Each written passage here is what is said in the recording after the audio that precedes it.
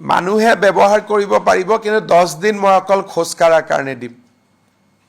কাৰণ সব মানুহে চাব খোজে ব্ৰিজৰ গাড়ী চলিলেতো আৰু ব্ৰিজত খোজ কাঢ়িব নোৱাৰে গতিকে ফেব্ৰুৱাৰী মাহটো মানুহে খোজ কাঢ়ক তাতে এনজয় কৰক কাৰণ বহুত ধুনীয়া হৈছে সো যেনেকে আমাৰ ৰিভাৰ ফ্ৰণ্টত শহীদ বাকৰিত সব আহে 15 দিন আমি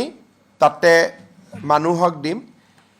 1-2 মাৰ্চৰ পৰা গাড়ী চলিব কিন্তু এতিয়া গাড়ীখিনি আইআইটি গুৱাহাটী দি ওলাব লাগিব গৌৰীপুৰত ট্ৰাম্পেটটো বনোৱাৰ কাম চলি আছে এটো জুনত হ'ব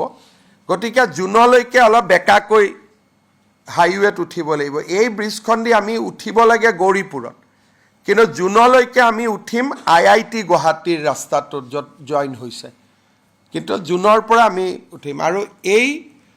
ব্ৰিজখনত ট্ৰাক আৰু বাছ আহিলে